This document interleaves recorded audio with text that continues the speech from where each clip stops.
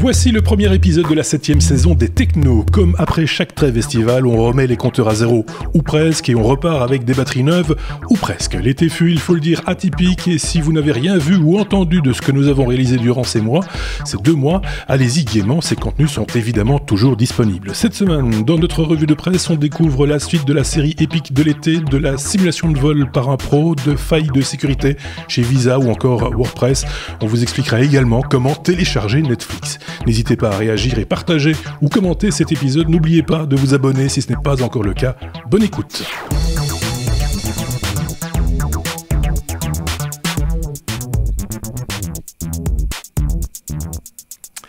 Premier épisode de la saison, ça fait toujours une petite émotion. On a refait les peintures pour l'occasion, vous le savez, chaque début de saison. Vous avez dit que ça a bien travaillé. J'ai fait mon petit possible. Xavier est avec nous, ainsi que Sébastien. Bonjour à tous les deux, comment allez-vous ? Bonjour. Effectivement, on a un teint un peu hâlé. Je croyais que c'était le bronzage des vacances, mais non, c'est les réglages. Oui, c'est ça. C'est le setup en fait qui nous rend un peu. Moi, je viens toujours aussi pâle comme d'habitude. Voilà, appelez-moi le bidet. Xavier, c'est très différent, toujours. Je suis différent.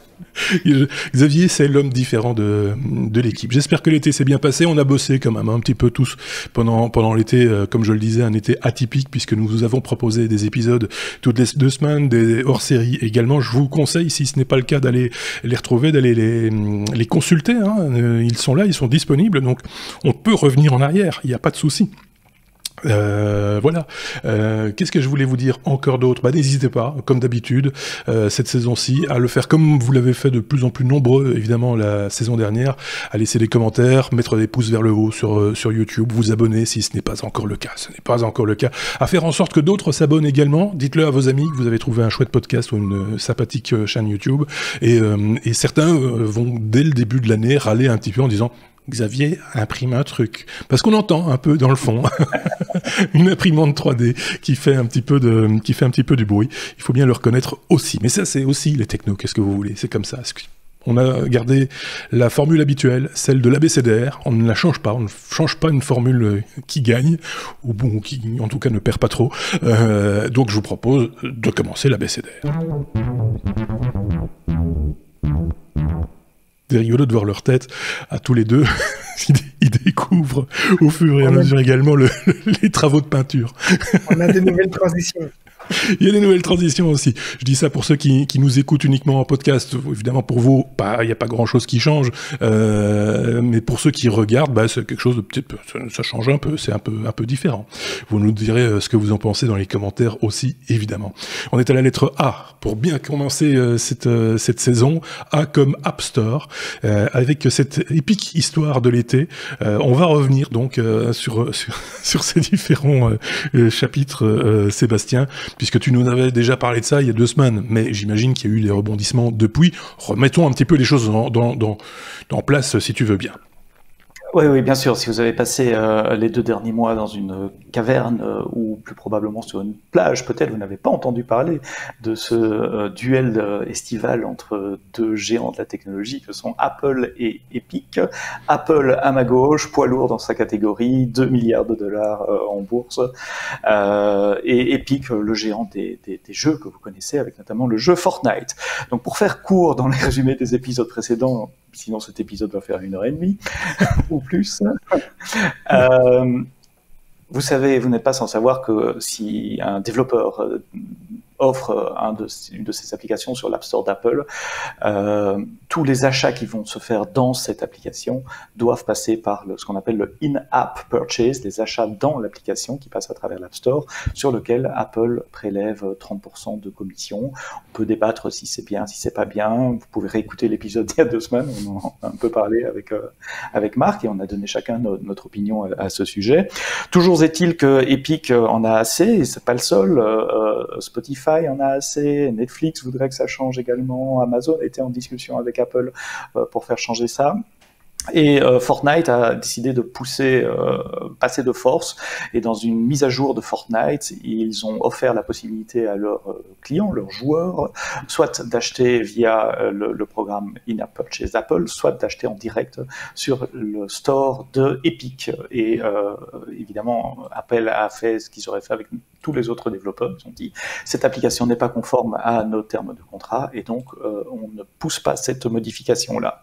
Là-dessus, Epic s'est engagé dans un combat juridique contre Apple, et visiblement ce combat a été préparé depuis longtemps, parce qu'ils ont publié une vidéo pour mettre en scène Apple versus leurs joueurs et pour monter la communauté de leur côté. Il y a eu un jugement référé, ça c'est la nouveauté depuis 2 semaines, la dernière fois que nous nous sommes parlé. Apple a menacé Epic de suspendre son compte et tous les comptes d'Epic. Donc je parle des comptes développeurs d'Apple. Donc ce qui empêche Epic de pouvoir publier sur l'App Store les jeux qu'il publie. Et dans le jugement référé, la Cour a dit, Apple est dans son droit. Effectivement, avec Fortnite, et avec ce changement que vous avez fait, vous violez la licence d'Apple, donc ils sont dans leur droit de ne pas publier cette application, voire même de terminer le compte développeur. Mais Apple voulait aller plus loin, il voulait terminer d'autres comptes d'Epic qui ne concernent pas Fortnite, qui concernent d'autres applications d'Epic, notamment un engin de jeu qui s'appelle Unreal Engine, qui est un moteur pour faire tourner des jeux que d'autres développeurs peuvent utiliser pour développer des jeux. J'ai appris à cette nouvelle de jeux très connus, hein. C'est vraiment... Oui. Alors j'ai pas de nom. Je suis pas gamer, mais oui, notamment Microsoft, qui est pas un petit dans le domaine, utilise Unreal Engine comme engin de jeu. Donc effectivement, ça aurait touché beaucoup de monde, et Apple proposait de aussi fermer le compte qu'Epic utilise pour publier Unreal Engine, ce qui invalide la signature sur le code, et donc qui empêcherait la distribution de jeux basés sur cette librairie de code, puisqu'Apple ne pourrait plus, Epic ne pourrait plus signer ce code-là. Et là, la Cour a dit quand même, là vous exagérez un peu, monsieur Apple ou madame Apple, parce que le conflit qui nous occupe là est sur Fortnite, et donc il n'y a pas de raison de peser ainsi sur les autres développeurs qui n'ont rien à voir. Voilà, c'est un jugement référé, donc c'est le même principe que chez nous, c'est des jugements rapides, mais c'est pas un jugement sur le fond. Le jugement sur le fond arrivera fin septembre. Situation aujourd'hui. Voilà. Enfin, on y arrive. Le compte Apple d'Epic est fermé, celui de Fortnite, je parle. Donc, si vous êtes sur iOS, sur macOS, il n'y a plus de Fortnite disponible via l'App Store. Si vous l'avez déjà, il fonctionne toujours et il n'y a aucun changement pour vous, sauf que vous n'avez pas de mise à jour. Et là aussi, cette semaine, Epic a tenté de s'allier avec la communauté en envoyant un mail à tous les joueurs Fortnite sur iOS en disant, si vous n'avez pas épisode 4 ou saison 4, je sais pas comment il appelle, de Fortnite sur iOS, c'est la faute d'Apple parce qu'on est bloqué sur Apple. Et voilà où nous en sommes. Voilà où on en est, et je pense qu'on va encore en parler. J'ai l'impression, en tout cas, il y a de fortes chances pour qu'on en reparle, comme tu le disais, fin septembre, hein, quand on aura encore plus d'informations et quand le jugement sur le fond aura été prononcé. Unreal Engine, effectivement, en se documentant un petit peu, on sait que maintenant que c'est un moteur 3D, hein, enfin un moteur de jeux vidéo qui est très puissant et utilisé pas que par Epic en plus, hein, ils l'utilisent, mais enfin c'est leur, mais je pense qu'ils le partagent aussi avec des tiers, si je ne dis pas de bêtises. Et donc voilà, c'est quand même un bras de fer un petit peu, enfin pas un petit peu, mais très intéressant à observer. C'est pas le seul entre nous pour l'instant, on y reviendra certainement dans le courant de cet épisode, un bras de fer un peu provoqué par Apple dernièrement. Donc je sais pas ce qu'en pense Xavier, je le sens dubitatif pour le coup. Non, mais c'est un sujet, quand on est développeur, on a clairement pas envie de devoir payer à vie à une plateforme tierce pour chaque petite accessoire qu'on vend, puisque c'est finalement le gagne-pain. C'est maintenant de plus en plus, quand on crée un jeu parfois même gratuitement, et c'est les in-app purchase qui rapportent. Si tu dois donner 30% à chaque fois, c'est clair que ça pèse dans la balance. Et en même temps, si les gens choisissent de passer sur des Play Store, c'est souvent pour bénéficier du marketing et d'une certaine visibilité. Ce qui est plus gênant dans le cas de Apple par rapport à Android, c'est que sur Android, tu as le choix de publier ou pas tes applications sur le Play Store. sur Apple, si je ne me trompe pas, c'est beaucoup moins facile. Il y a des Play Store, il y a des App Store alternatifs, ça existe, mais je pense que par défaut, tu n'as pas trop le choix. Donc, pour les utilisateurs lambda qui ne connaissent pas les moyens alternatifs, ils sont obligés de passer par là. Donc, c'est compliqué et je peux pas dire qui a tort ou qui a raison. Là, c'est ambigu parce qu'on est tous d'accord pour dire que là, en l'occurrence, si on parle d'Apple, ils ont réuni les conditions de la vente et du marché. C'est eux qui le maîtrisent et ils investissent énormément dedans aussi au quotidien. C'est pas juste un investissement d'un jour et puis on en profite pendant toute notre vie. Non, je pense que voilà, ils tiennent à jour cet App Store de main de maître. Ils sont vigilants. On le disait il y a 2 semaines. Il y a du contrôle qualité, etc. Donc voilà, tout ça a un coût qu'il faut amortir à un moment donné d'une manière ou d'une autre, et que le moyen choisi paraît être prohibitif pour certains et logique pour d'autres. Donc si on se place au milieu du gué, c'est un peu ça, quoi.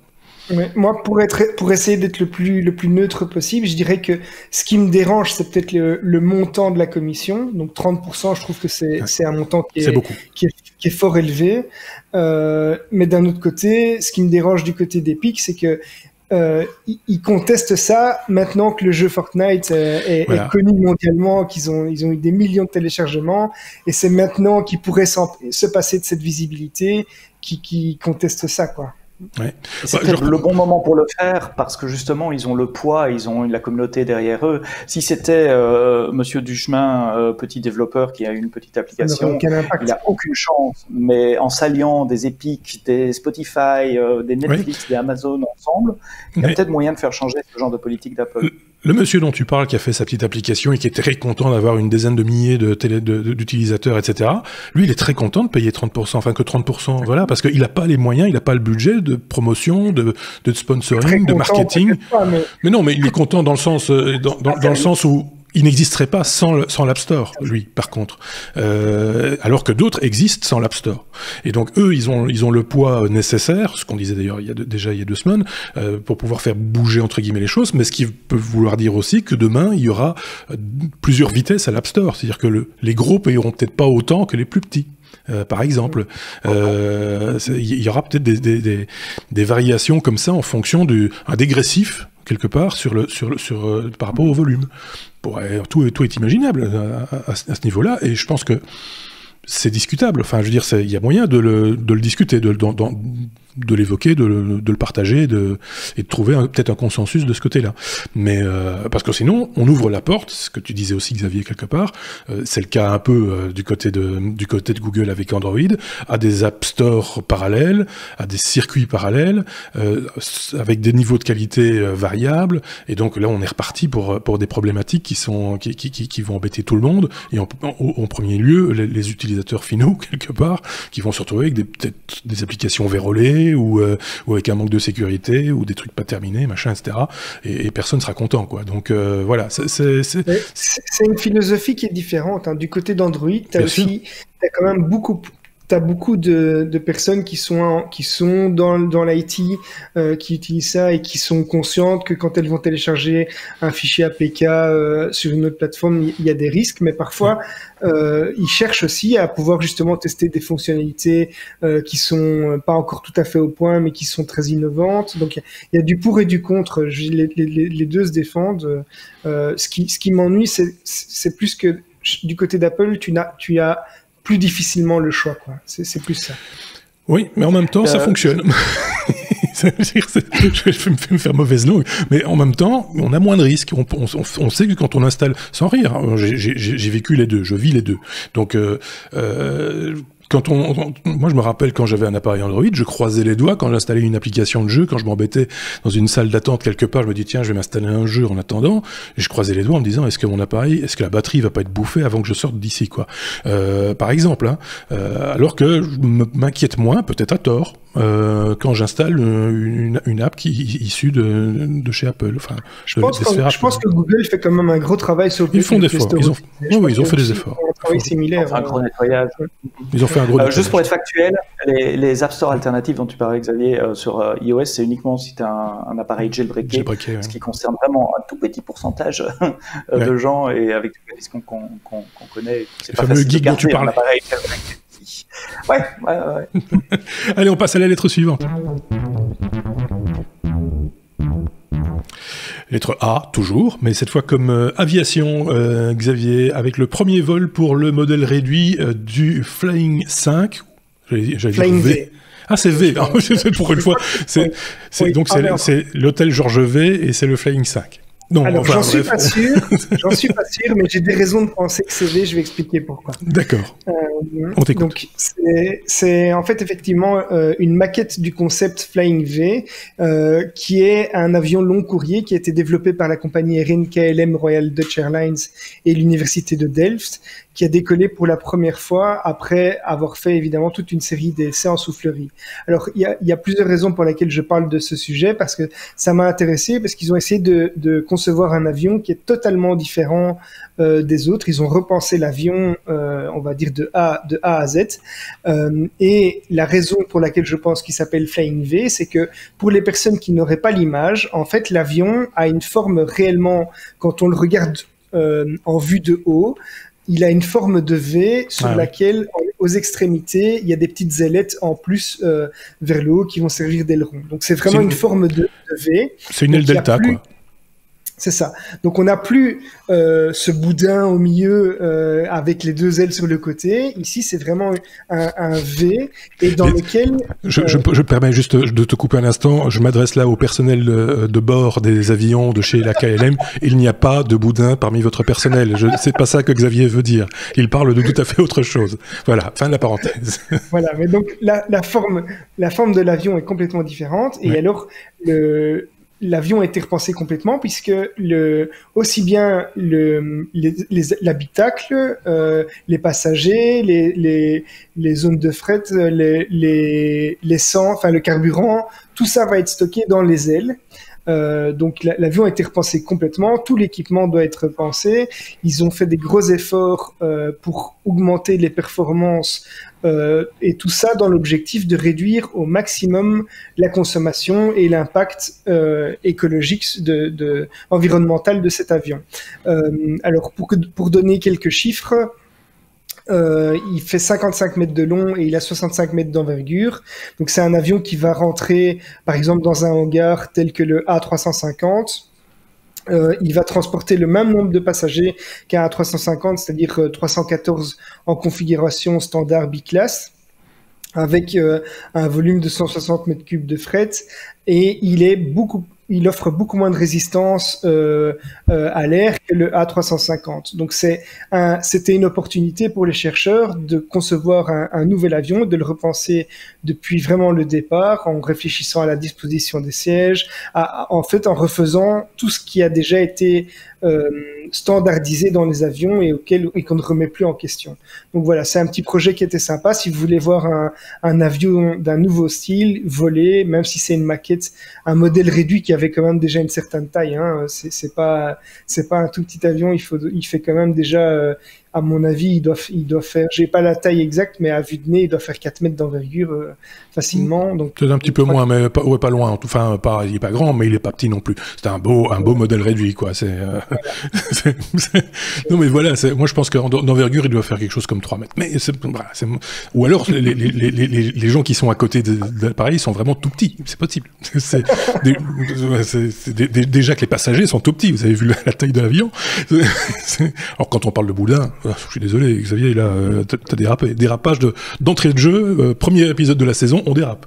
Qu'est-ce que c'est que cette histoire? C'est intéressant, en tout cas, je pense que, je me demande si c'est pas Boeing, non, c'est Airbus avait fait des recherches aussi dans le même sens, en tout cas, quelque chose de parallèle, non? Je vois Sébastien opiner du chef. Oui, ça me rappelle quelque chose aussi. J'ai plus le nom en tête, mais je crois qu'Airbus effectivement travaille aussi sur des prototypes différents. C'est vraiment ce qu'on appelle thinking outside of the box, repenser le concept depuis le départ. Finalement, les avions n'ont pas beaucoup évolué depuis 60 ans. Enfin, si, la technologie à bord a évolué, les matériaux de construction, etc., mais le design boudin, pour reprendre l'expression de Xavier, est la même depuis les premières caravelles, finalement, dans les années 50. Hein. Donc ça fait 60-70 ans. Oui. Donc effectivement, au XXIe siècle, il est temps de repenser, d'autant plus que le secteur de l'aviation et du transport va probablement, ou est en train de subir un choc sans précédent qui va durer plusieurs années. Et donc toute solution qui réduit les coûts, qui permet d'être plus efficace, plus écologique est la bienvenue. Bah, les coûts, oui, l'écologie aussi, et puis peut-être avec demain, on n'en sait rien aujourd'hui, hein, soyons clairs, mais dans les années à venir, peut-être moins de passagers dans les avions, on va moins se déplacer avec ce qui s'est passé là maintenant, avec ce qu'il est en train de se passer, peut-être, hein, qui sait, moins de nuisances sonores peut-être aussi, je ne sais pas si ça a été rapporté par rapport à la volonté de ce nouveau concept, Xavier. Mais clairement, puisque déjà il a moins de résistance à l'air, donc ça peut avoir un impact. Mais l'avion ici, celui qu'on voit là, il est alimenté par des turbines à double flux, mais il a été pensé également dès le départ pour pouvoir suivre les évolutions et être électrique en fait, complètement. Donc il y a vraiment une intention de réduire au maximum les émissions. Alors il n'est pas encore solaire, mais je sais pas, peut-être que ça a été pensé également, quoi. Alors pour ceux qui n'ont pas l'image, parce qu'il faut quand même le dire, donc c'est une aile delta, mais ça veut dire aussi que si vous êtes rang 34 près du hublot, vous ne pourrez pas rejoindre le rang 34 près du hublot de droite, vous ne pourrez pas rejoindre le rang 34 hublot de gauche sans faire un tour par le cockpit, parce qu'il n'y a pas de lien entre les deux, hein, c'est comme ça, les choses sont claires. Ça se différencie quand même d'une aile delta par le fait effectivement que les deux extrémités latérales ne sont pas réunies, quoi. C'est ça. Donc il y a un détour à faire. Je pense que vous ne pourrez même pas faire le détour. Il va y avoir un endroit où ça va être un peu chaotique à un moment donné s'il faut se croiser. T'imagines s'ils n'ont pas bien pensé le truc, ils ont mis les toilettes d'un côté et pas de l'autre ou des trucs comme ça. Enfin, si les deux enfants veulent être du côté du hublot, ça va être. Oui, c'est ça. Il va y avoir une vraie séparation entre les business et le reste. Hein. Oui, peut-être que c'est comme ça. On va bien manger. Oui, bah ça veut dire que l'avion va pencher aussi. Il va être difficile à piloter cet avion-là. Si tu mets le business uniquement dans une aile et le reste dans l'autre, à mon avis, ça va être compliqué à piloter. On a fait le tour de cette aéronef du futur. On attend de voir ce que ça va donner, parce que là, c'est un modèle réduit. Il faut le construire demain, mais ce sera peut-être pas celui-là, il sera peut-être un autre. Mais c'est vers ça, en tout cas, que certains tendent. Voilà, on a découvert un truc une fois de plus. On va un petit peu parler de bande passante, si vous le voulez bien.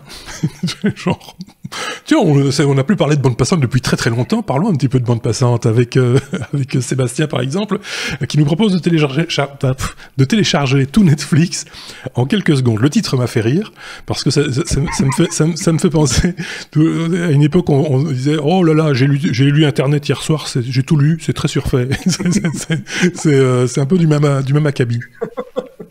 Je suis arrivé au bout d'Internet. Il y avait même un site web, c'était juste c'est hors sujet, excusez-moi, une petite anecdote qui me revient. Il y avait un site web blanc, juste en texte, avec « This is the end of the Internet ». Oui, c'est ça. C'était la page sur laquelle il n'y avait plus de lien, on ne pouvait plus aller nulle part à partir de là. Je ne sais pas si ça existe toujours. Mais quelqu'un avait acheté un nom de domaine pour ça. Oui, le teaser est puissant. Hein. Télécharger tout Netflix en 1 seconde. Après, il faudra quand même regarder les séries qu'on a téléchargées. Oui, mais ça ferait plaisir à mon adolescente de fille qui passe beaucoup de temps sur Netflix.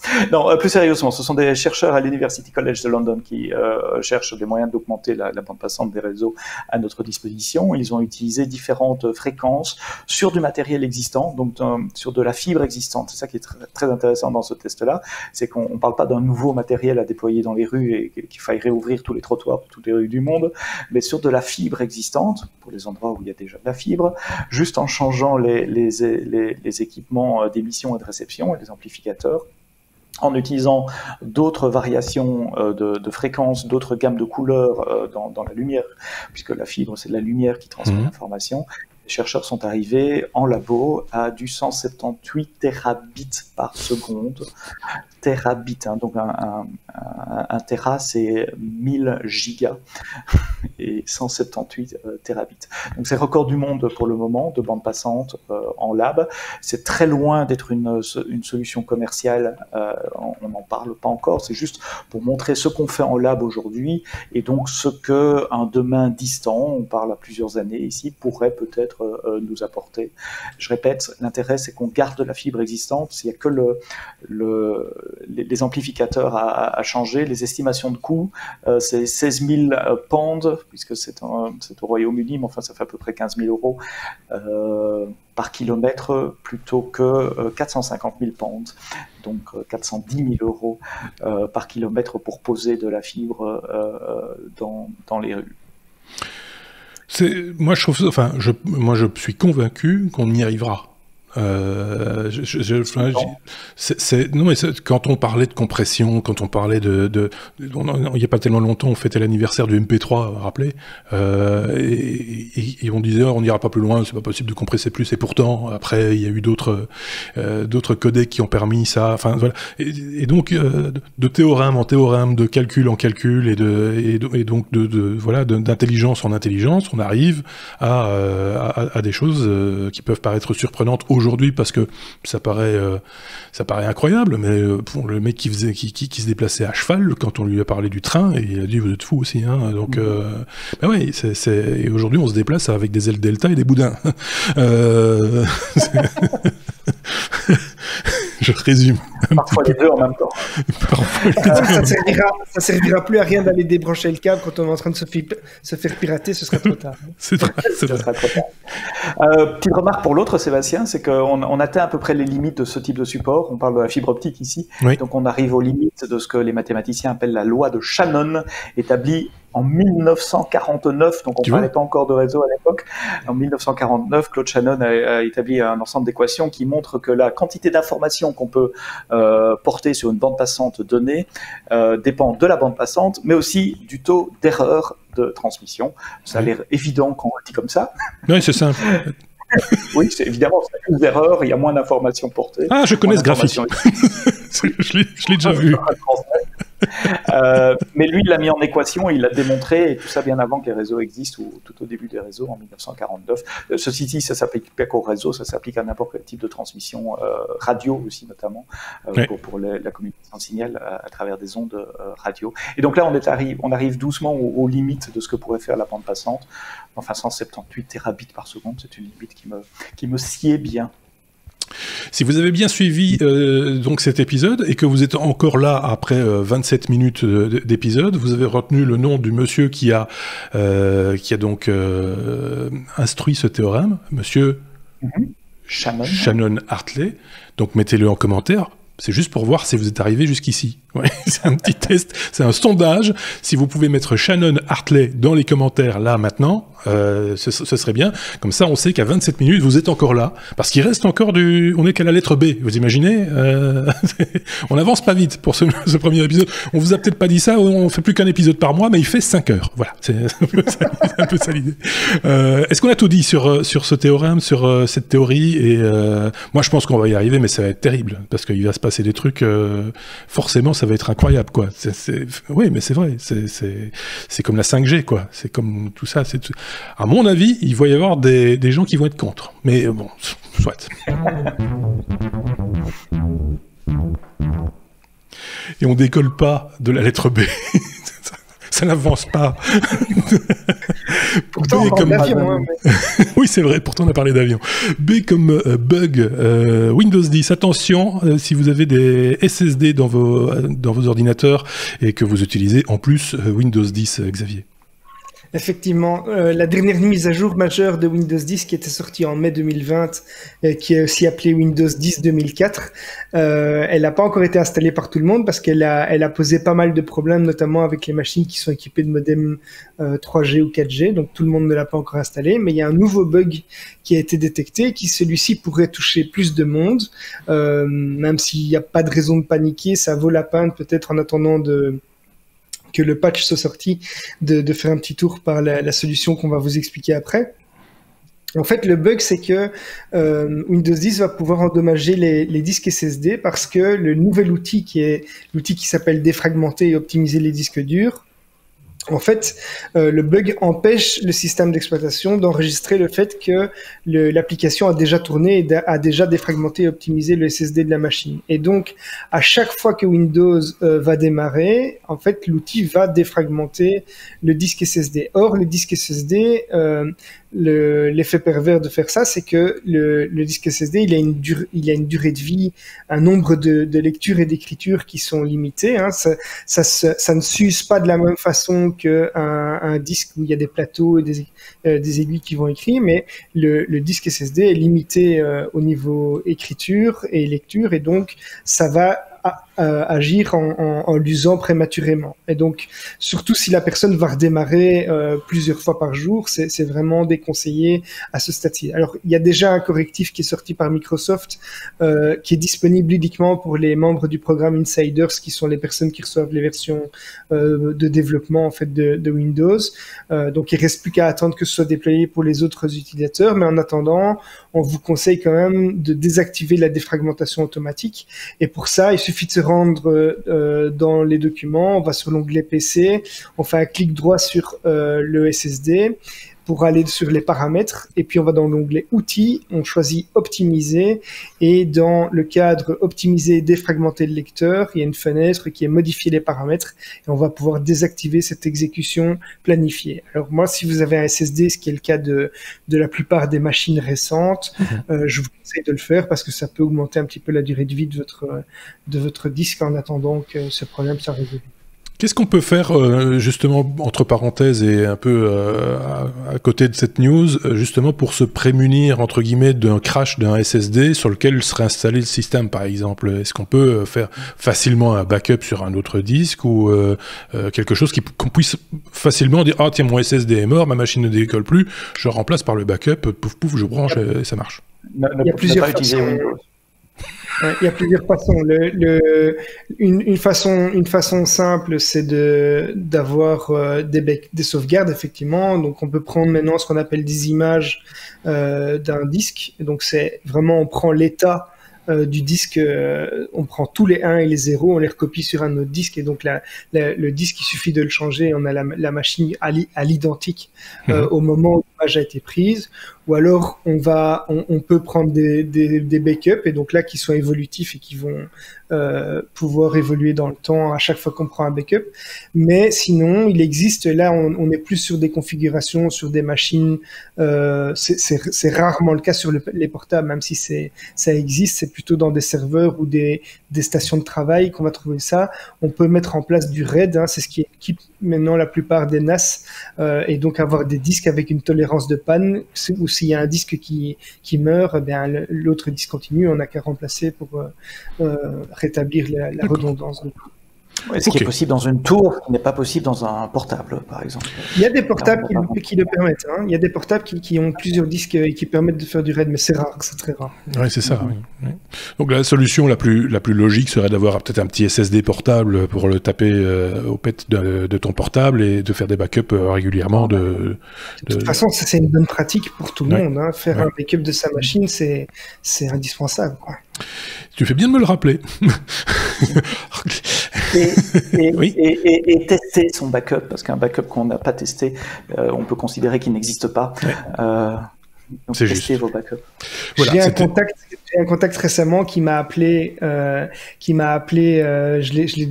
l'ai déjà sauvé la vie quelques fois en informatique, et en fait il avait configuré des backups pour ses clients, c'est un informaticien, mais voilà, et il a fait des backups sur un disque qui était attaché à sa machine, seulement il y a eu un malware, et donc même les backups ont été chiffrés, et donc voilà, il y a rien à faire, malheureusement, c'est perdu, quoi.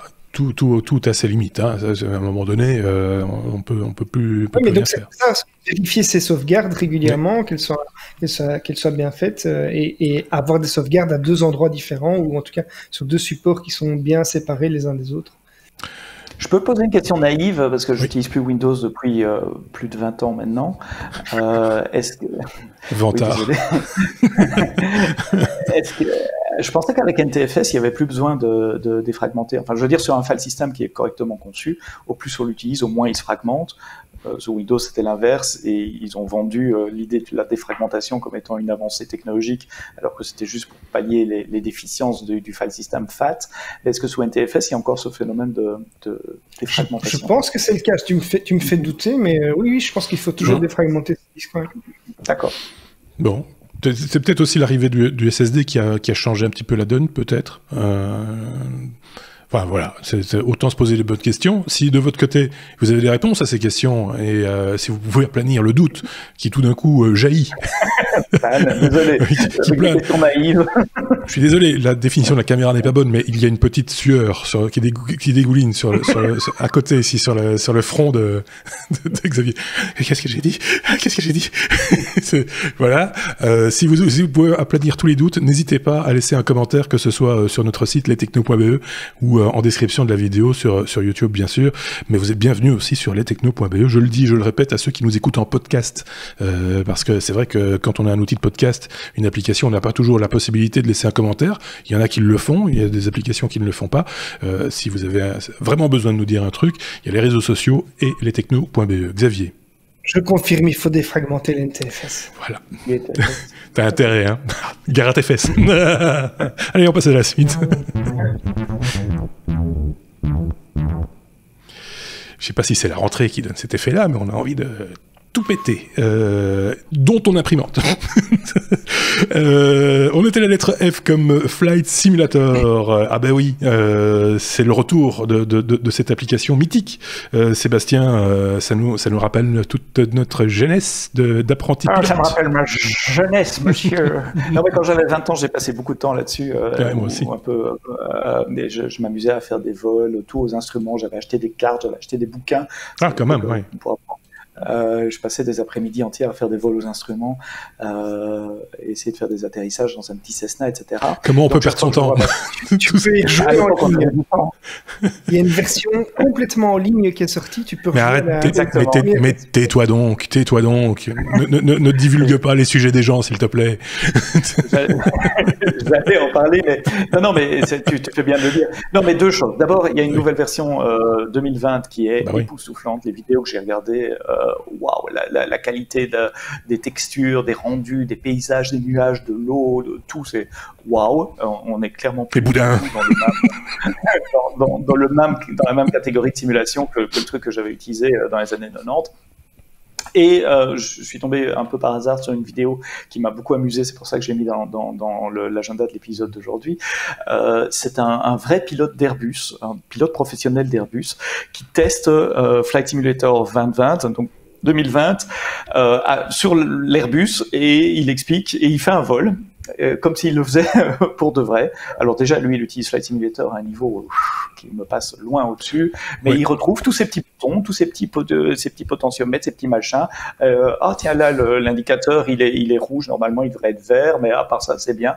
Et globalement, ce que dit ce gars, c'est incroyable. Ils ont passé énormément de temps dans le cockpit pour rendre la texture des sièges, la texture des montants métalliques, tous les petits boutons fonctionnent, même sur le plafond, etc.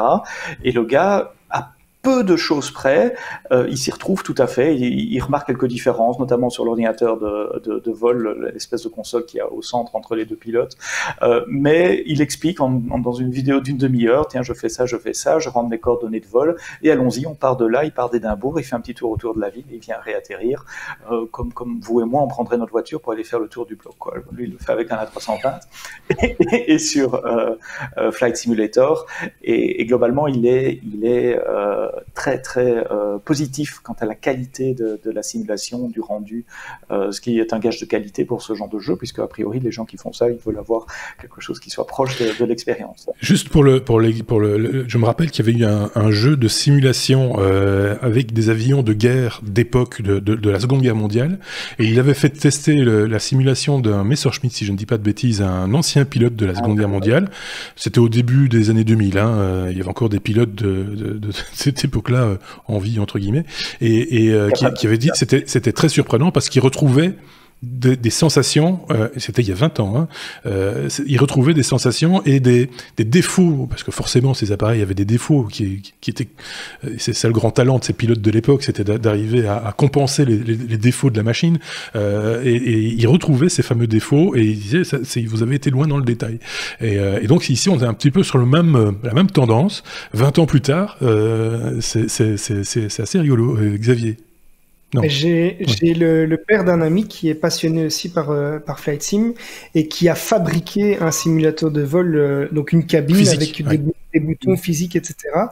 Et il y a un pilote qui est venu une fois, lui il avait fait justement un Cessna ou un Piper, je sais plus exactement quel modèle. Et il y a un pilote qui est venu et qui lui a dit que techniquement il pourrait faire homologuer son simulateur pour que des personnes qui l'utilisent et ça qui soit comptabilisé comme des heures de vol, parce que quand tu apprends à voler, tu dois faire un certain nombre d'heures de vol, et apparemment il pourrait homologuer. Il y a des moyens d'homologuer ça. Alors il l'a pas fait parce que lui c'était pas son délire, mais techniquement il y a des simulateurs comme ça qui sont tellement réalistes qu'on peut maintenant avec Flight Simulator alors c'est un petit peu moins artisanal qu'il y a 20 ans, mais parce qu'il y a des fabricants maintenant qui fabriquent des pièces proches des pièces que l'on retrouve dans les vrais avions, des cadrans, des choses, etc., mais qui sont USB et qui permettent d'être interfacés relativement facilement avec des applications. Donc voilà, tout ça évolue très très vite aussi. C'est vraiment pour les gens pointus et frappadingues de ça et qui forcément ont des problèmes dans leur ménage. Ou alors ce sont des célibataires. Mais voilà. On parlait de la version précédente. Alors j'allais y venir effectivement. Si vous n'avez pas une machine capable de tourner la version 2020, et c'est mon cas, on peut se replonger avec nostalgie dans la version. Non, parce que j'ai que des Mac à la maison et donc je peux pas faire tourner. S'il faut Windows ou une Xbox pour pouvoir le faire tourner. Mais donc il y a une version qui tourne dans votre browser. Vous avez juste besoin d'un navigateur, Chrome ou Firefox. C'était refait entièrement en JavaScript, en tout cas ce qui est exécuté par votre browser, c'est du JavaScript, et ça tient dans un browser maintenant, là où il fallait une machine de compète il y a 25 ans. On voit aussi la légère différence de qualité des graphiques entre la version... Oui, je me rappelais pas que c'était si moche, très honnêtement. Franchement, on a une mémoire sélective. Hein. Moi, je voyais ça plus classe. Alors oui, les décors extérieurs, les immeubles, machin, etc., oui, ça j'ai toujours trouvé ça très cheap, mais par contre, les cadrans, je les voyais plus nets. Les cadrans, c'est un peu... c'est peut-être pas vu qu'il y avait... T'as pas vu la première version, alors, parce que... Et oui, dans ce simulateur, il y a aussi moyen de voir la version 1982. Alors celle-là, moi, je l'ai pas connue directement. Elle est un peu plus bas sur la page pour ceux qui c'est ça, la vidéo, qui est encore plus sommaire, on va dire, en termes de graphique. Je me suis amusé, j'ai décollé de New York, j'ai fait mon petit tour autour de la ville comme je faisais à l'époque. J'ai pas su atterrir, j'ai pas un peu d'expérience, un peu de pratique probablement, mais elle est tout à fait fonctionnelle, cette version-là aussi, dans un navigateur. Dans les versions précédentes, celle d'avant 2000, celle de l'ère passée, le scandale, c'était la boîte du jeu. Parce qu'on vendait les jeux en boîte. On se rappelle, il y avait une boîte en carton autour du jeu. Et avec des disquettes à l'intérieur. Et le scandale, c'était la boîte. Parce que tu avais déjà le design, mais du jeu d'aujourd'hui sur la boîte. C'est-à-dire que c'était... Voilà. Et après, c'était l'imagination. Voilà. Parce que c'est vrai. Moi, quand je vois le design de la boîte d'aujourd'hui, je me dis, tiens, ils n'ont pas changé la boîte. Donc avant ils mentaient, maintenant ils mentent moins, c'est un peu différent. Voilà, si vous avez eu l'occasion de tester Flight Simulator 2020, faites-le nous savoir et n'hésitez pas à partager votre expérience dans le domaine, parce que je sais que parmi nos auditeurs il y a des vrais fanats aussi d'aviation et je pense que certains d'entre eux ne s'en sont pas privés de cet essai justement. C'est juste au moment où je dis ça qu'il y a un avion qui passe au-dessus de mon immeuble, ou du vôtre, je sais pas. En tout cas, dans mes oreilles, j'entends un avion passer en rasmot. On est à la lettre P comme plugin. Il va falloir mettre à jour FISA WordPress. Moi, j'ai eu une mise à jour nocturne sur WordPress, passer de la version 5 à la version 5.1. Si je dis pas de bêtises, j'ai vu ça d'un œil distrait. Est-ce que c'est un correctif par rapport au bug que tu vas nous expliquer, ou au problème de plugin que tu vas nous expliquer, Xavier? Je ne pense pas que ce soit une mise à jour de WordPress, c'est vraiment une mise à jour des plugins, puisqu'il y a des chercheurs qui ont annoncé la découverte d'une faille critique sur le plugin qui s'appelle File Manager, donc qui est un gestionnaire de fichiers qui permet d'accéder aux fichiers qui se trouvent sur son hébergement. Donc, c'est un plugin du CMS qui comptabilise quand même plus de 700 000 installations actives à ce jour, d'après certains chercheurs, et la moitié des utilisateurs de ce plugin sont apparemment concernés. Donc, il y a un entrepreneur chargé de la sécurité des sites web qui a fait une annonce sur Twitter. Il a dit c'est incroyable, c'est vraiment une merde. Je vois tous les sites qui sont affectés. Il y en a des centaines. Il voit tous les logiciels malveillants qui sont téléchargés vers des dossiers bien particuliers. Et en fait, ce que permet cette attaque, c'est que des hackers vont pouvoir exécuter des commandes et des scripts à distance sur les sites qui ont le plugin File Manager. Ça concerne les versions qui vont de la 6.0 à la 6.8, et donc il est urgemment recommandé de mettre le plugin à jour pour bénéficier de la version 6.9 qui, elle, corrige cette faille. Alors on commence à avoir des attaques de plus en plus sur ce genre d'outils, que ce soit Joomla, WordPress ou autre, puisque ce sont des CMS qui sont de plus en plus utilisés et donc qui attirent de plus en plus les hackers. C'est déjà, quand tu installes ce plugin-là, si je ne dis pas de bêtises, on te met déjà en garde, hein, parce que tu touches quand même au cœur de WordPress et tu ouvres une porte à un lieu qui normalement ne peut pas être accessible par une page web, qu'elle soit derrière un password ou pas. C'est une question de sécurité. C'est en général le genre de plugin qu'on utilise à la petite semaine quand on fait du développement, et à ce moment-là on est dans une configuration qui est un peu sécurisée sur ce qu'on appelle du staging, et qui est un peu dans l'ombre entre guillemets, et qui n'est pas connu du grand public. Donc c'est étonnant que ça touche tellement d'applications que ça. Mais j'imagine que des sites en WordPress, il doit y en avoir... il y en a un paquet. La majorité des sites sont hébergés en WordPress. Il doit y en avoir quelques millions, à mon avis. Et ici, c'est juste les personnes qui ont utilisé ce plugin qui sont déjà à 700 000 installations, donc ça fait effectivement un paquet. On salue pour l'occasion, parce que vous le savez, les Technos, c'est une revue de presse, et donc on s'inspire forcément de ceux qui nous diffusent l'information, les sites d'information technologique. On salue au passage, puisqu'on était ici sur le site Presse Citron, on salue au passage Éric Dupin, qui est à l'origine du site Presse Citron et qui a quitté la maison ce 1er septembre, qui va maintenant se lancer dans un autre projet, un projet de newsletter 0% bullshit sur l'innovation, nous dit-il, qui s'appelle Citronium. Donc on reste... On reste dans les agrumes. Éric Dupin qui avait lancé Presse Citron il y a déjà 15 ans de cela.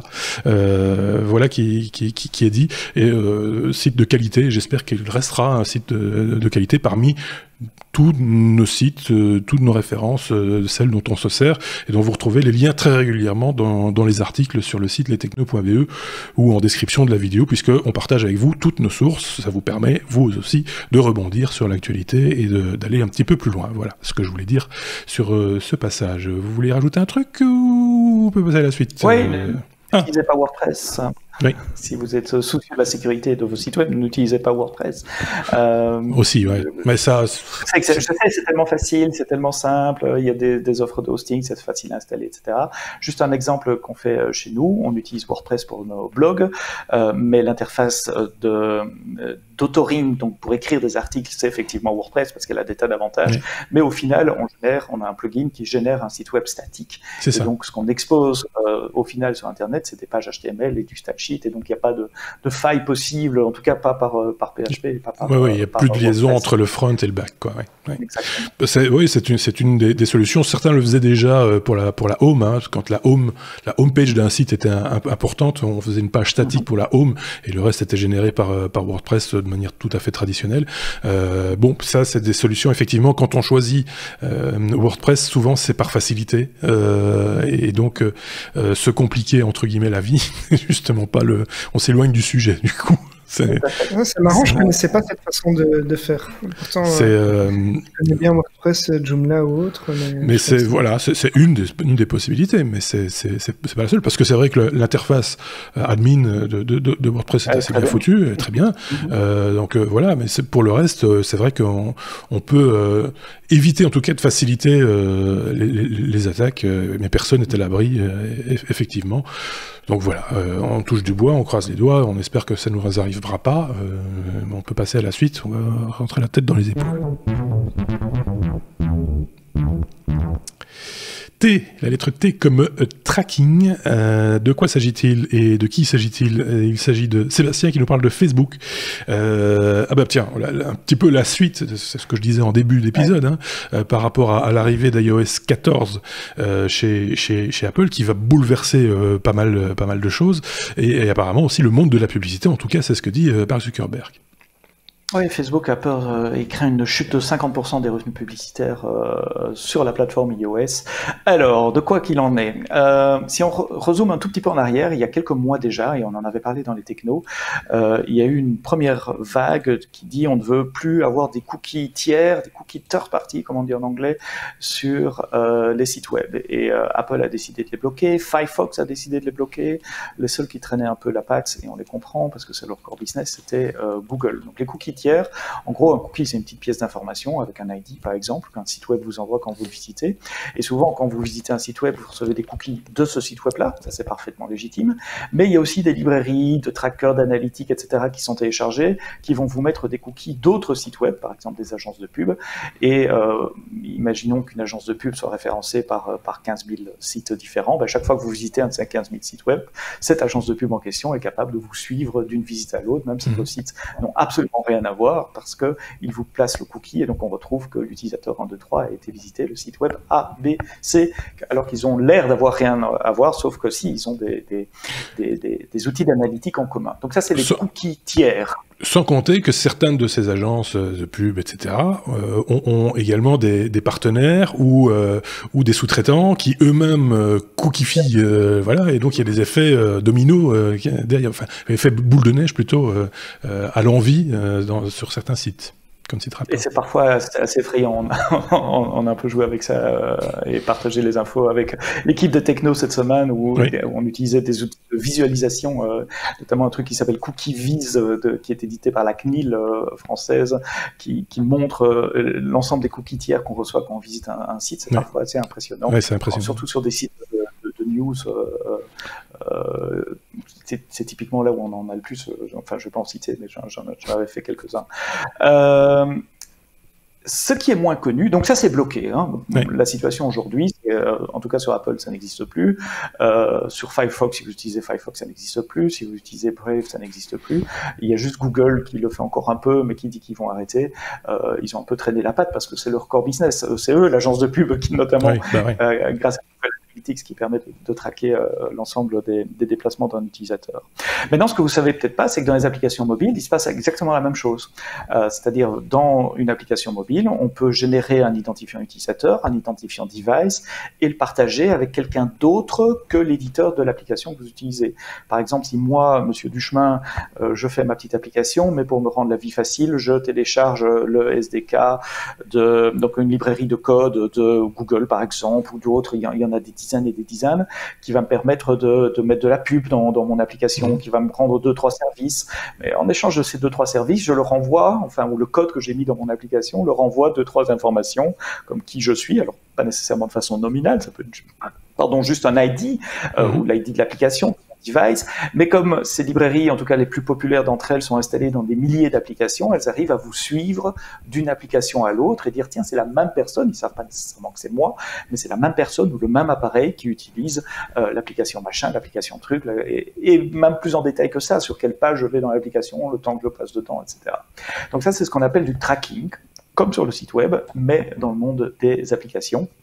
Et v'là-t-il pas qu'Apple annonce iOS 14, qui va sortir là maintenant incessamment sous peu, au mois de septembre, déjà disponible en bêta depuis le mois de juin, si je ne me trompe pas, et par défaut, ils vont interdire cela, et pas l'interdire via une politique de l'App Store en disant vous pouvez pas, non, vraiment l'interdire physiquement dans le système d'exploitation, il n'y aura pas moyen de le faire, sauf si l'utilisateur donne son consentement, et donc on aura encore un petit écran qui va dire attention, cette application essaie de vous traquer, est-ce que tu es d'accord, oui ou non, mais par défaut c'est non. Et vous n'avez pas le choix si vous voulez utiliser l'application. Pas nécessairement, enfin ça dépend. Ouais. Juste un mot, Sébastien, ne te déplace pas trop sur ta gauche parce que tu vas tomber de mon écran. Et si tu tombes là, tu tombes sur une souris, ce qui serait dommage. Voilà, je me suis recentré. Voilà. Quoi une chaise à roulettes, et donc quand je parle, je bouge et je m'emporte. Ouais, ces petits trackers sont là aussi pour faire du calcul d'audience. Hein. Il n'y a pas que la publicité. Enfin, l'audience est étroitement liée aussi à la publicité, tu me diras, mais pour tirer des statistiques de vues ou d'usage d'une application, comme dans le site d'ailleurs, c'est exactement le même principe. Hein. Donc, dans le meilleur des cas, c'est juste de l'audience. En général, c'est pour de la pub. Même si c'est pas de la pub dans cette application-là, ça permet d'affiner votre profil, parce qu'on sait que si vous utilisez telle application et telle application, ben, vous serez plus sensible pour recevoir tel ou tel type de publicité. Et puis, dans le pire des cas, soit malveillance, soit bug, ça peut aussi être utilisé pour exfiltrer des informations personnelles que vous n'auriez pas souhaité voir exfiltrées. Enfin, ça concerne une minorité de cas. Donc Apple bloque ça. Et Facebook, qui est quand même une des plus grandes agences de publicité du monde, hein, Google et Facebook, il faut rappeler, leur métier, c'est de vendre de la pub, oui. Donc de vous connaître pour vous vendre la bonne pub au bon moment. Petit exemple qui m'est encore arrivé hier, j'ai été tester un vélo électrique, on pourra peut-être en parler dans un autre épisode. Vous savez, ces nouveaux vélos électriques super connectés, avec un écran tactile et tout. Eh bien, vous ne l'avez pas que ce matin, dans mon fil Facebook, j'avais des pubs pour les 3 grandes marques de vélos électriques, celles que j'ai été voir, et ces 2 concurrents. Tout ça parce que j'ai posté une photo en disant que j'avais été tester ce vélo hier. Donc ça marche bien. Facebook gagne de l'argent grâce à ça, par l'impression, par les clics que je pourrais faire éventuellement quand je vois ces pubs. Et ils estiment que si Apple implémente ce blocage de tracking, ils pourraient perdre jusqu'à 50% de leurs revenus générés sur iOS. Force Apple. Intérêt à dramatique. Oui, c'est ça. Ils ont intérêt à forcer le trait, comme toujours. Si ça se trouve, ils perdront peut-être pas 5%. Hein. Voilà. Parce que le marché a aussi cette faculté de s'adapter à ce genre de choses. Hein. Voilà.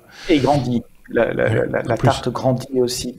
En tout cas, ça va pas arrêter la pub, mais ça va peut-être arrêter les pubs hyper ciblées où on se dit tiens, là on nous a écoutés, c'est pas possible autrement, et on va continuer à avoir de la pub, mais qui soit moins pertinente pour nous.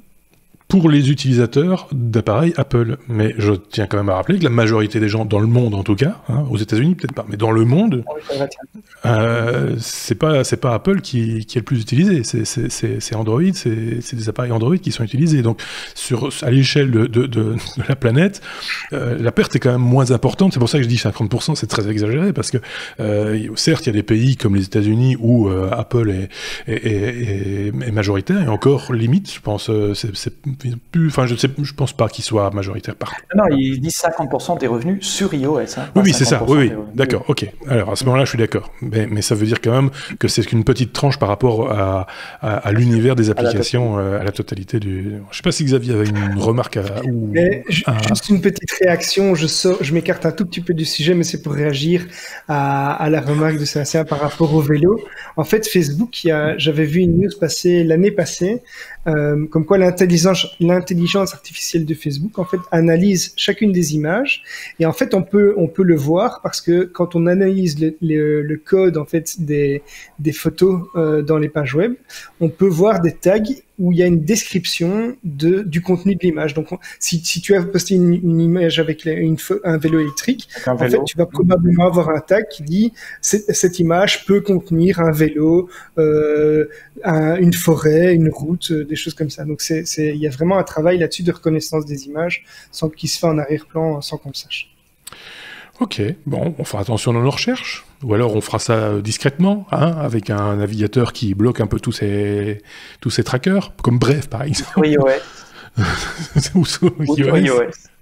Par exemple. Non, mais ce qui est bien, c'est que quelque part c'est aussi positif pour l'utilisateur, même si c'est pas positif pour le marché de la publicité, je pense que ça va dans le bon sens par rapport à nos libertés, enfin en tout cas notre liberté de choix, de ne pas être nécessairement. Alors la publicité existe, elle existera toujours, et voilà, et ils font bien leur taf entre guillemets pour ce qu'ils ont à faire, mais il faut pas que les dés soient pipés non plus. Il faut pas qu'ils puissent aller regarder dans notre frigo pour savoir si on va pas demander à manger demain, quoi. Je veux dire, à un moment donné, c'est encore nous les maîtres, quoi. Il faut pas se laisser faire. On dit toujours les GAFAM, mais les business models des GAFAM sont très différents. Et là où Facebook et Google vivent de la pub, et donc ils vont pas nécessairement prendre des mesures pour augmenter le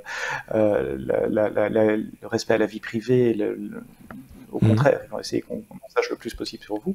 Apple a un business model très différent. Ils vendent pas de pub, ils vendent des appareils, ils vendent des services surtout. Ils vendent des abonnements à iCloud, à la musique, à la vidéo.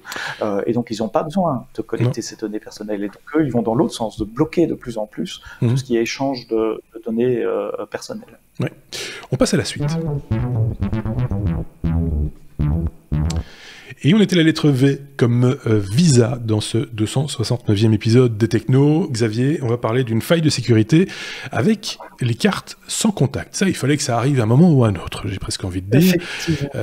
Surtout qu'on l'a beaucoup plus utilisé, le sans contact. C'est un des effets de bord de la pandémie, c'est que durant les 3 premiers mois, en tout cas, on a vu une recrudescence de l'utilisation du sans contact, ce qui était un petit peu désuet au départ, est devenu quasiment une habitude pour certains, en tout cas depuis quelques mois.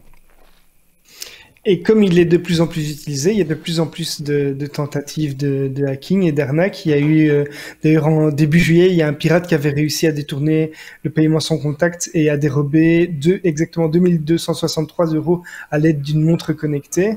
Mais ici, ce mardi, en fait, il y a des chercheurs en sécurité informatique de l'école polytechnique de Zurich. Salut Thierry. Non, lui, c'est Lausanne. Oui, c'est Lausanne. C'est des amis suisses, comme il dit. Hein. Donc, qui ont annoncé avoir trouvé une faille critique dans le processus de paiement sans contact, donc avec le NFC, hein, des cartes Visa. Alors, ça concerne pas les Mastercard, c'est vraiment uniquement Visa. Alors, pour expliquer un petit peu la news, il faut revenir sur le fait qu'il y a 2 catégories de paiements sans contact qui peuvent se faire. Le premier, c'est les paiements sans contact qui sont faits auprès des commerçants, qui sont limités à, avant c'était 30 €, maintenant c'est 50 € en Belgique, et sans authentification.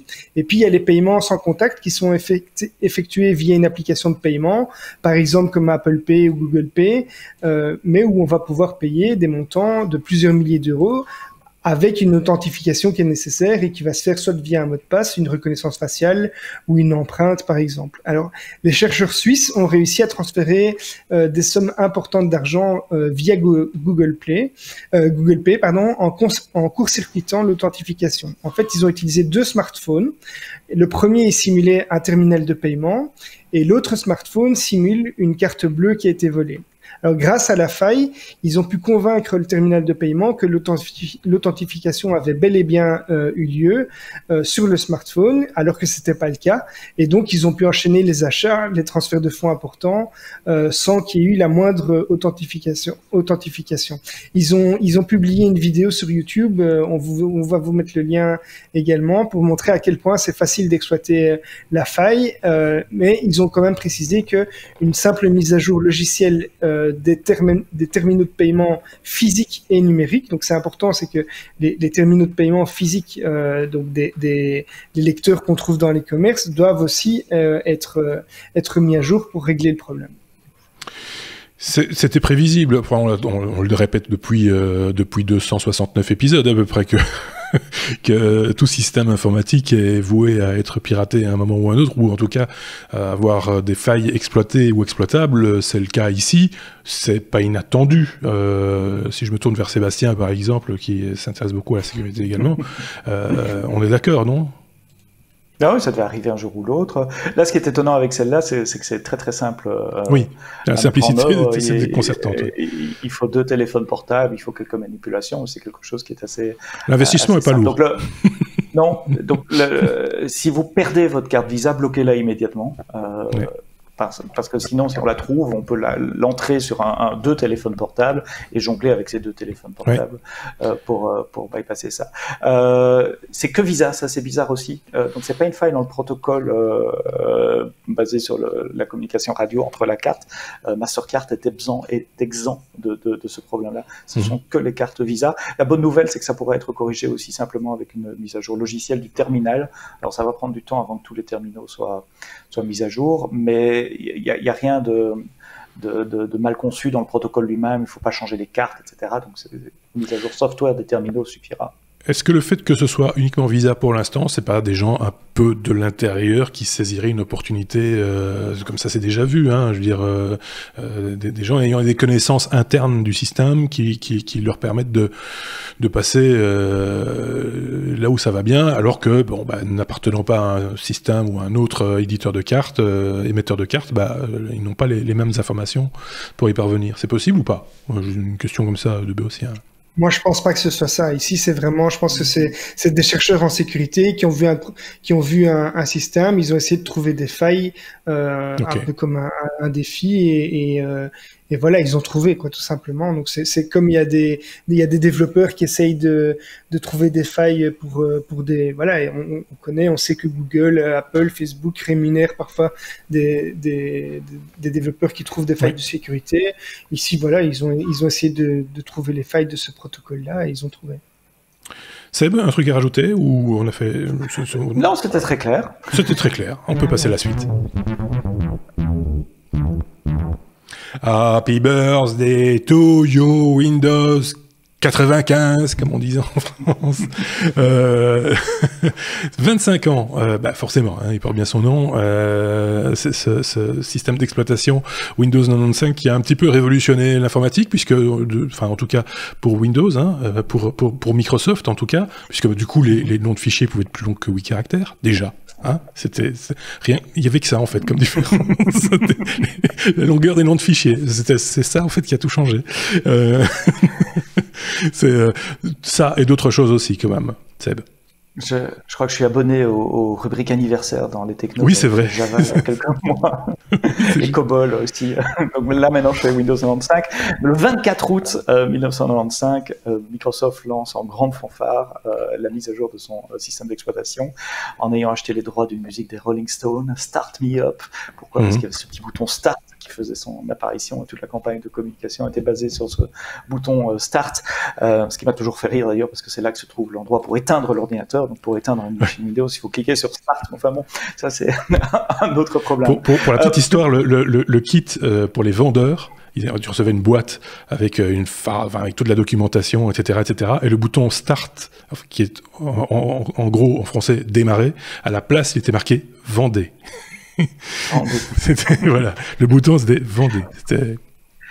Alors, outre la campagne marketing, il y avait quand même quelques changements majeurs par rapport à Windows 3.1, Windows 3.1 pour Workgroups qu'il y avait avant, puisque c'était un système d'exploitation 32 bits. Ça a l'air un peu désuet aujourd'hui, on est à 64 bits, mais on passait d'un 16 à 32 bits, ce qui donnait un accès à la mémoire plus facile pour les développeurs. Il fallait moins jongler en mappant des segments de mémoire. Enfin, je ne vais pas rentrer dans les détails là. Les noms de fichiers, avant c'était 8.3, 8 caractères et 3 pour l'extension. Et là, c'est passé magique à 250 caractères. Pour la première fois, il y a eu plug and play, où on pouvait plugger des cartes et normalement elle allait découvrir le bon driver à installer en évitant les conflits d'interruption, des trucs comme ça. Pour la première fois, alors il y avait un stack TCP/IP. Alors là, vous allez me dire de quoi il parle, lui. Mais pour la première fois, cette machine était prête à mettre en réseau avec tous les composants TCP pour pouvoir faire de la communication. Il y avait les programmes Telnet, Ping, FTP, et on pouvait mettre une adresse IP. Avant, il fallait acheter Windows for Workgroup et puis acheter des extensions pour avoir du TCP/IP. Ça a l'air surréaliste qu'on en parle comme ça maintenant. Mais je rappelle qu'on était en 95, en 1995. À cette époque-là, Jacques Chirac commençait son mandat et allait recommencer les essais nucléaires à Mururoa. Jean-Luc Dehaene était notre premier ministre en Belgique. Michael Jackson faisait son premier chat en direct avec des internautes sur un laptop qui ressemblait oui, à une valise. Et quoi d'autre? Ah oui, Sony introduisait le premier LCD aussi, un écran de 60 cm sur 38, l'épaisseur d'un gros livre. Voilà, ça c'est 1995. Il faut se remettre dans ce contexte-là. Moi, j'étais bêta-testeur de Windows 95 à l'époque. J'avais reçu les premières bêtas en disquettes. Ah, alors, c'était c'est toi. Une de disquettes. Fallait passer les deux après les autres. Mais non, c'est toute une époque. Et puis c'est la première fois qu'il y avait cette interface avec la barre de tâches dans le fond, etc., qui sont adoptées pour Windows NT après, qui était la version disons professionnelle ou d'entreprise de Windows à l'époque. Venant de Windows 3.11, c'était une petite révolution, enfin pas qu'une petite révolution, c'est clairement, et on n'avait jamais vu un lancement commercial tout domaine confondu. Là, je ne parle pas que d'informatique, de cette ampleur, avec des fausses boîtes on voyait ça partout, le logo, si personne ne l'avait dans l'œil avant, ben là, tout le monde l'avait vu, il l'avait bien intégré, quoi. Oui. Pour un système d'exploitation, en plus, le truc qui, a priori, n'a aucune importance, enfin, je veux dire, qu'il doit s'effacer derrière les applications. Donc, c'est la première fois qu'on mettait en marketing et en scène avec une keynote, avec des interventions à la télé. Bill Gates était chez Jay Leno. Alors, Jay Leno, pour les plus jeunes, c'était l'icône du night show à l'américaine, ça s'appelait le Late Show, si je me souviens bien. Oui. Voilà, Bill Gates était là sur scène à la télé nationale aux États-Unis pour promouvoir Windows 95. Donc oui, c'est la première fois, je crois que ça a inspiré les keynotes d'Apple plus tard. Je sais pas ça par contre. Un petit doute. Donc, enfin voilà, c'est bien de se rappeler d'où on vient. Après, ça a été un peu inégal sur les OS signés Microsoft. Il y a eu le bien, le pire, le très pire, le mieux. Le bien aussi, Windows 7. Le pire, c'était quand même Millennium. Hein, qui a pas fait Millennium, c'était une catastrophe. Voilà. Il y a eu Windows NT 4 était extrêmement stable, avec un kernel qui venait de Microsoft, qu'ils avaient racheté à DEC Digital Equipment. Enfin, ils n'avaient pas racheté le kernel, c'était l'équipe de DEC qui avait refait un nouveau kernel pour Windows NT. Ouais. Il y a eu le kernel contrôle dans Windows, d'ailleurs. Il y a eu un Windows 98 aussi, donc qu'on a vite évacué aussi, on l'a vite glissé. Il a quand même été plus longtemps sur les machines que 95. Moi, enfin, je connais beaucoup de personnes qui n'ont pas voulu passer ce Millennium, qui sont restés longtemps avec le 98 avant de passer au 2000. Donc le 98 était réputé assez stable en fait. Hein. Mais disons que comme on avait le temps était moins bizarre qu'aujourd'hui, je vais dire ça comme ça, c'est qu'on pouvait se permettre de sauter un OS. Dire tiens, je prendrai le suivant. Et en général, venant de 95, on était bien inspiré d'attendre le suivant, effectivement, à chaque fois. Donc voilà, les choses se sont bien améliorées depuis, mais en même temps, c'était les premières heures, on va dire, de l'informatique grand public. Hein, enfin, en tout cas, les premiers jours, peut-être pas les premières heures, mais les premiers jours. Ouais. Petite chose encore, il n'y avait pas Internet Explorer. À l'époque, il fallait acheter un pack complémentaire pour avoir Internet Explorer. Internet était balbutiant. Il y avait Internet dans les universités, dans les centres de recherche. Mais à l'époque, Microsoft misait surtout sur son service en ligne qui s'appelait MSN. Le nom existe toujours, mais le service n'existe plus. Où il fallait, comme CompuServe à l'époque, il fallait un modem et appeler ce service-là. Et on avait un accès à un ensemble d'informations spécifiques à ce service-là et à des applications pour ce service-là. Ils n'avaient pas encore compris qu'Internet allait être le moyen d'accéder à l'information et d'installer des applications dans le futur. Non, oui, mais après un moment, Bill Gates a quand même déclaré que pour lui, un ordinateur ne s'éteignait jamais. Hein. Donc il avait compris que l'intérêt d'Internet, il l'a vite perçu quand même. Hein. Ça n'a pas traîné. Oui, non, je dis pas qu'ils sont en retard. Je dis juste qu'en 95, on n'était pas encore. On n'était pas dans cette tendance-là. C'est juste pour se remettre encore dans le contexte de ce que c'était l'informatique grand public il y a 25 ans. Eh bien, merci Sébastien pour cette séquence vieux con. Voilà, je suis désolé, mais c'est vrai. T'imagines nos auditeurs qui ont 25 ans, justement. Ils sont nés en même temps que cette vénérable chose. Ceci étant dit, d'ici peut-être 25 ans, la boîte, si vos parents ont regardé la boîte avec celle de Flight Simulator, par exemple, peut-être que ça vaudra de l'argent d'ici une vingtaine d'années. Qui sait. Ouais. Je le disais en début de l'épisode, c'est vrai qu'on ne change pas une formule qui gagne, et donc on a gardé le W, oui mais non. Vous savez, c'est l'information improbable, rigolote, bizarre, étrange, que l'on garde pour la fin. Et c'est Xavier qui nous a déniché une information. Tu vas nous parler d'Imul. Rappelez-vous, d'Imul, c'est une autre séquence vieux compte. Voilà. Ou alors c'est la séquence jeune compte. On a une thématique ce soir. Je vous parle d'attente que les moins de 20 ans ne peuvent pas connaître. Donc, je ne sais pas si vous vous rappelez de tous ces softs. À l'époque, on utilisait Caramel, ICQ, MSN Messenger, Napster, Donkey 2000 si je me trompe pas, et on a eu Imul également, qui était un logiciel de peer-to-peer pour échanger le MP3 qu'on voulait pouvoir écouter le lendemain à la fin d'une nuit de téléchargement. Le pire du pire. Le pire. Ouais. Mais il y a eu depuis plein de plateformes de téléchargement illégal qui sont sorties. On a développé le protocole BitTorrent, le streaming avec le téléchargement direct aussi. Mais il y a des gens qui utilisent toujours Imul. Et il y a toute une communauté de devs qui continuait à travailler dans l'ombre. Et l'info du jour qui m'a un petit peu amusé, c'est que 10 ans après la version 0.50a, qui date quand même du 7 avril 2010, donc, ils viennent de sortir une nouvelle version estampillée 0.60a. La version finale n'est pas encore annoncée, mais cette version, elle apporte la prise en charge de liaisons sécurisées en HTTPS. Ils vont masquer la première connexion au serveur pour éviter de pouvoir retracer un maximum les utilisateurs, des modifications dans le protocole UPnP, et ce qui est marrant aussi, c'est que le site Imul Project annonçait avant la mise à jour que ce soft n'était plus mis à jour régulièrement et que la fréquence des mises à jour était en général de 1 à 3 mois. Mais ils ont précisé également que c'était pas garanti, et en effet, ici on a dû attendre 10 ans pour avoir une mise à jour. J'avais complètement oublié ce soft. J'ai vu passer la news et ça m'a amusé. Il y a des choses comme ça qui remontent, qui reviennent, et qui devraient peut-être pas, en fait. Mais là, on était en train de rentrer dans un âge du web qui commence, où on commence à pouvoir exhumer des choses. On a produit énormément de choses pendant plus de 20 ans, et là, on commence à ressortir des choses. Donc, on est rentré dans une espèce de boucle. On va vous ressortir.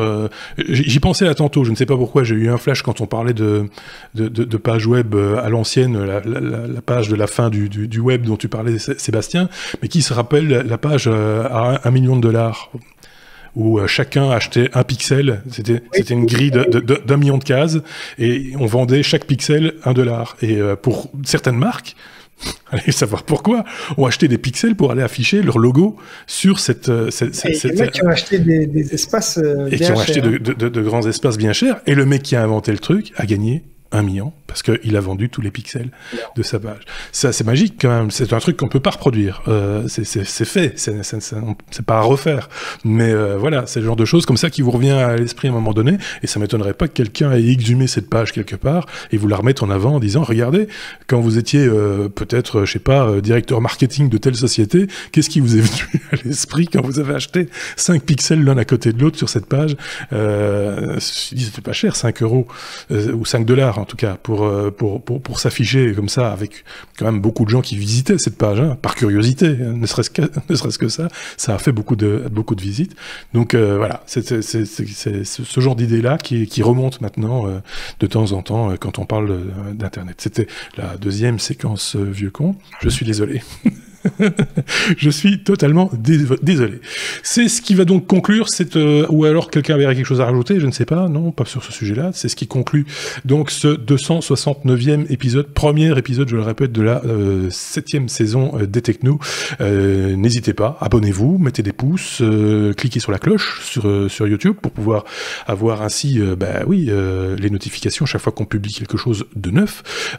Et puis également nos réseaux sociaux comme d'habitude. Je les vois en train de faire des gestes de cloche, de pouce, etc. Je pense que ça va, hein. La langue française est suffisamment riche, on n'est pas obligé de faire des gestes pour tout. On va pas faire ou alors on fait un numéro mimé. Mais à ce moment-là, je pense qu'il y a une news de Xavier qui va être problématique. celle avec les boudins. Donc voilà, si vous êtes arrivé ici, n'hésitez pas à poster également en commentaire. Je dis également parce qu'il y a un autre nom à poster en commentaire pour savoir si vous êtes arrivé à la 27e minute, quelque chose comme ça. Si vous êtes arrivé jusqu'ici, postez le mot boudin. Juste pour rire. T'imagines tous les commentaires boudin. Tous les autres chroniqueurs qui vont se dire mais ils sont fous. Qu'est-ce qu'ils ont? C'est quoi cette rentrée de merde? Bon allez, on a fini là. Merci beaucoup Xavier, merci beaucoup Sébastien et on se dit à très bientôt évidemment avec un nouvel épisode. Salut.